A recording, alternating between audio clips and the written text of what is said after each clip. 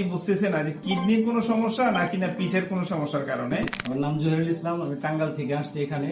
তো ফেসবুকে থেকে আমি স্যারের দেখা পাই, সেখান থেকে ভিডিও দেখে এখানে আসি। তো স্যার অনেক ভালো মানুষ, আমি আসার পরে স্যার অনেক যত্ন সহকারে আমাকে দেখছেন। আসসালামু আলাইকুম, আমি doctor Saiful Islam Saif, consultant sonologist and intervention ultrasound specialist. আপনারা জানেন যে অনেক আগে থেকে বিভিন্ন ডিস্ট্রিক্ট থেকে অনেক শুভাকাঙ্ক্ষী ভাই বোনেরা আসে নোয়াখালীতে আল্ট্রাসোনোগ্রাম করাতে। গতকালও ঢাকা টঙ্গী থেকে একজন ভাই এসেছিল। তো এরই ধারাবাহিকতায় একজন ভাই সেই টাঙ্গাইল থেকে চলে আসছে। আমি ওনাকে অনেকভাবে বোঝানোর চেষ্টা করেছি যে আপনি ওখানে কোনো একটা আল্ট্রাসোনোগ্রাম করে দেখেন। তো উনি বললো যে অসংখ্য আল্ট্রাসোনোগ্রাম করা হয়েছে, ওনার পিঠে একটা অপারেশনও আছে।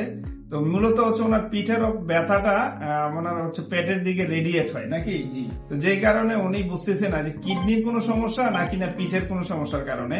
পরবর্তীতে উনি আসলো, আসার পর আমি দেখলাম, দেখে আমার কাছে মনে হয়েছে পিঠের যে অপারেশনটা আছে জাস্ট চামড়ার নিচে একটা মোটা একটা চর্বির লেয়ার তৈরি হয়েছে। এই চর্বির লেয়ারের কারণে পিঠে হচ্ছে অন্য টাইম একটু চাপ খেয়ে থাকে, হয়তোবা ওখান থেকে একটু ব্যথা রেডিয়েট হতে পারে। পাশাপাশি ওনার অসংখ্য লাইপোমা আছে চামড়ার নিচে, এবং ডান কিডনিতে একটা ছোট্ট একটা 4 মিলিমিটার একটা আপনার পাথর পেয়েছি, কিন্তু এটা নেগলিজিবল। এগুলা হচ্ছে আলটিমেটলি ওইভাবে ব্যায়াম করলে পানি খেলে চলে যায়।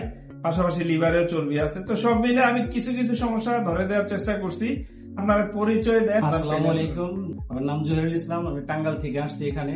তো ফেসবুকে থেকে আমি স্যারের দেখা পাই, সেখান থেকে ভিডিও দেখে এখানে আসি। তো স্যার অনেক ভালো মানুষ, আমি আসার পরে স্যার অনেক যত্ন সহকারে আমাকে দেখছেন।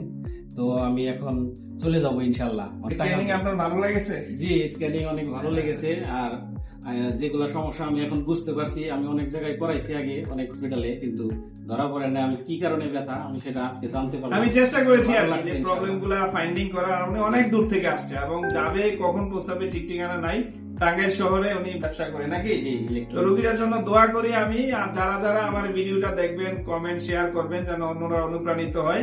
আর নোয়াখালীতে আমার কাছে আসার আগে দয়া করে আপনি আপনার এরিয়াতে আল্ট্রাসোনোগ্রাম করান। আমি চাই না যে আপনারা কেউ কষ্ট করে নোয়াখালীতে আসেন। যদি একান্তই প্রয়োজন মনে করেন, আপনি ফোনে যোগাযোগ করতে পারেন আমার ডিসপ্লে দেওয়া নাম্বারে। তারপরে একদিন কথা বলে হয়তো বা আমরা ডেট ফিক্স করতে পারবো। ভালো থাকবেন, আর আপনাকে অসংখ্য ধন্যবাদ।